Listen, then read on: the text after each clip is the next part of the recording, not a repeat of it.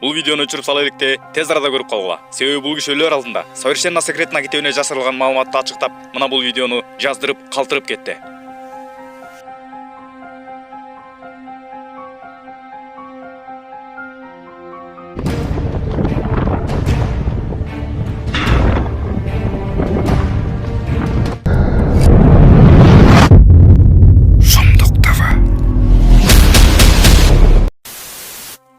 Мына бул сүрөттү карагыла. Жана өз көзүңөр менен көрүп алгыла. Мен өзүм ушул жандыктарды сактоочу жашыруун аймакта иштеп келгем. Бул сырдуу аймакта бөтөн жандыктар алынып келинип, өтө жашыруун иш-аракеттер жүргүзүлөт. Бул жерде адамдардын көзүнөн далдаа сакташат. Себеби бул жерде эмне бар экенин билүүгө өтө катуу тыюу салынган. Жада калса адамдарды бир кадам жакын жолотпой, күнү түнү көзүн ирмебестен коргоого алып, куурчап, кайтарып турушат. Себеби бул коргоого алынган имараттардын ичинде адамдардын оюна да келбеген жашыруун иш-аракеттер жүргүзүлөт.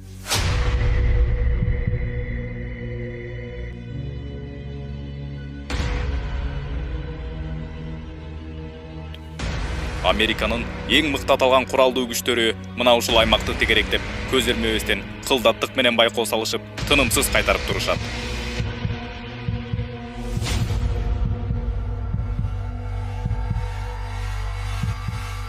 Бул аймактын тегерегине эч ким жакын жолобосу үчүн өтө кылдаттык менен кайтарылып, күнү түнү күзөтүлөт.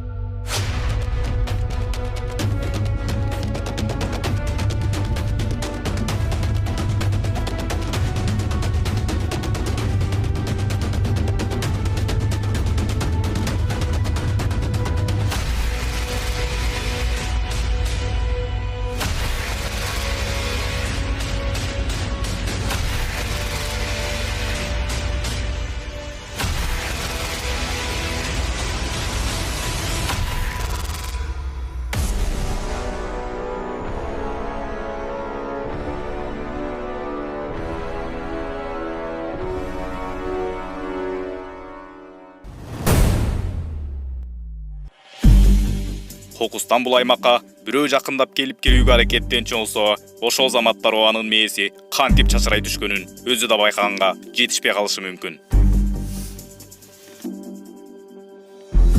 Себеби бул аймакты сырткы тараптан дагы элиталык снайперлер көзүн албай мээлеп турушат.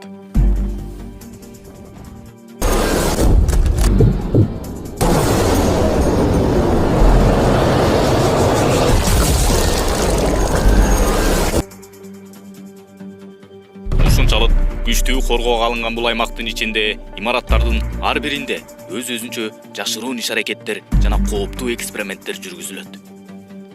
Алардын бири башка планеталык жандыктар. Мындайча айтканда, НЛО, инопланетяниндер. Бул жандыктар дагы оңойчулук менен колго түшүп, кармалып калган эмес.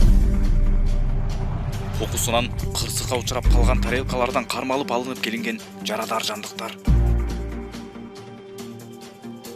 Энтузиасттардын айтымына таянып турган болсок, бул жандыктардын өздөрүнүн адамдардын көзүнө көрүнбөгөн атайын учуучу кемелери бар. Эгерде булардын кемелери кокустан минтип кырсыкка учурап калбаганда, анда минтип колго түшүп калмак эмес. Мына да ушул сыяктуу колго түшүп кармалып калгандардын баарысын мына ушул жашыруун имаратка алып келип, эксперименттерди жүргүзүшөт. Ал эми бул жандыктардын кандай экенин, алар сүйлөй алышабы же эмне себептен биздин жерге учуп келишкендиги тууралуу толук маалыматты аныктап билишкен. Бирок булар тууралуу маалыматты карапайым калкка, жөнөкөй элдерге билгенге болбойт деген мөөр басылып, совершенно секретно китебине жашырып келишет.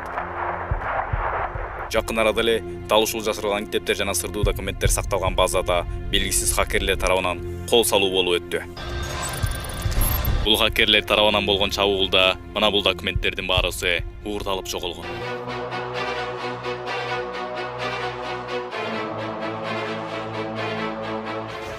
Энтузиасттардын айтымында бул сырдуу документтердин ичинде дал ушул НЛО жандыктары тууралуу маалыматтар камтылган.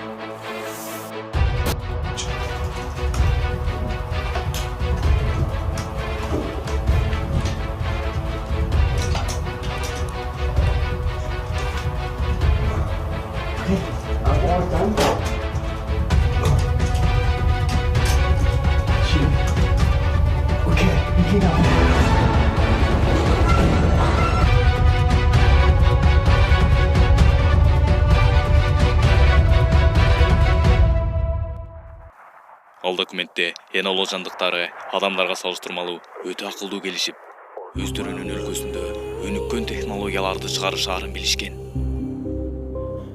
Энтузиасттардын айтымында бул жандыктар адамдардын оюна да келбеген жаңы технологиялардын сырын билишет. Мына ушул себептүү буларды жашыруун түрдө кармашып, катуу коргоого алып алышкан. Энтузиасттардын айтымында дүйнөдөгү ядерлик жарылуучу заттардын жана өзгөчө вирустардын түрлөрүн чыгаруу системасын мына ушул жандыктардын жардамы менен чыгарышууда. Бирок эмне себептен чыгарылып чыккандыгы табышмак жаратууда. Бул дагы эч нерсе эмес. Бул жерде сиз элестетип көрбөгөн дагы өтө коркунучтуу эксперименттер жүргүзүлөт. Ал кандай эксперимент деп турсаңыз, анда өз көзүңүз менен көрүүгө даяр туруңуз. Шумдук ТВ каналы мына да ушул жашыруун жүргүзүлгөн экспериментти таап чыкты.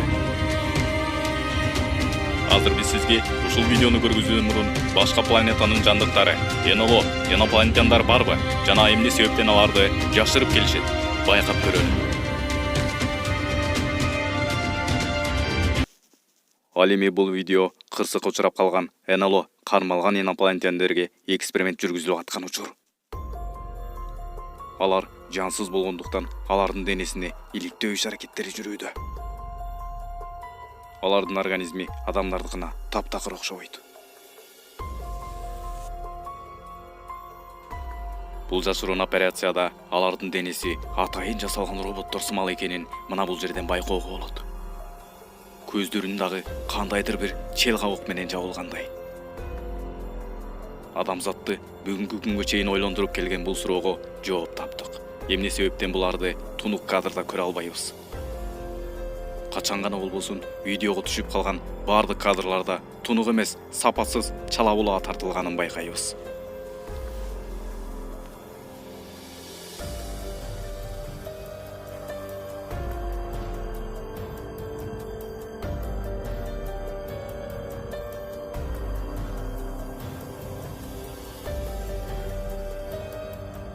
Мунун себеби бул жандыктар Америка тарабынан бүткүл дүйнөгө жашыруун болгондуктан YouTube компаниясы дагы мамлекетке баш ийет.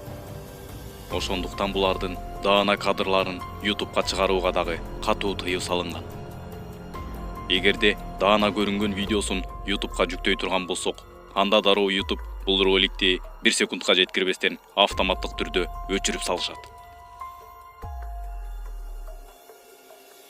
Бирок адамдан амал качып кутулбайт дегендей, эгерде бул жандыктарды чала булаа көрүнтүп, видеосунун сапатын начарлатып киргизген учурда YouTube'дун автоматтык системалары бул нерсени элесе албай, байкабай калышат.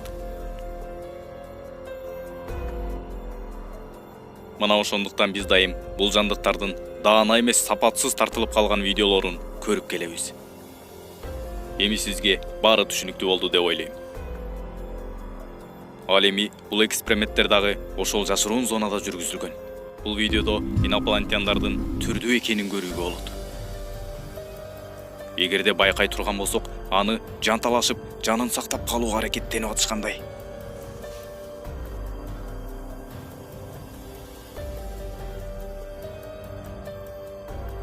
Эмне себептен мындай кылып аткандыгын эч кимге кыңк этишпейт. Бирок энтузиасттардын айтымында мунун бир себеби ал жандыкты тирүү сактап калышып, андан өзгөчө маалыматтарды алып калуу максатында аман алып калуу үчүн амалын көрүшүүдө.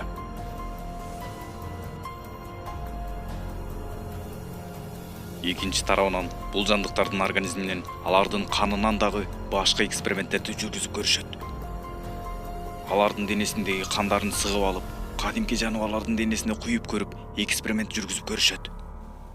Албетте, мунун баары кулакка башкача угулат. Бирок өз көзүңүз менен байкап көрүңүз.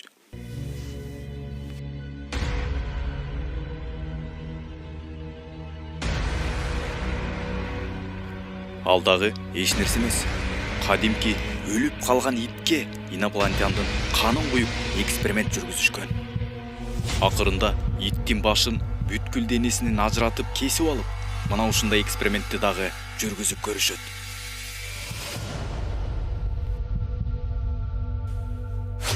Мына дал ушул итке болгон жашыруун экспериментти өзгөртүүсүз коюп берели. Жакшылап маани берип байкап көрүңүз.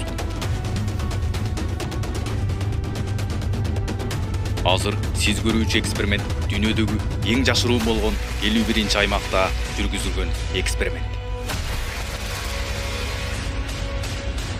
Азыр сиз көрүүчү видео коркунучтуу болуп калышы мүмкүн. Ошондуктан даяр туруңуз. Бул жашыруун эксперимент дүйнөдөгү эң жашыруун болгон жана күчтүү коргоого алынган зонада болуп өткөн. Бул жер зона 51 деп аталат. 51-чи аймак. Өтө күчтүү коргоого алынган. Мунун баарын башта айтып өткөнбүз. Эгерде даяр болсоңуз, анда мына бул видеого маани берип байкап көрүңүз.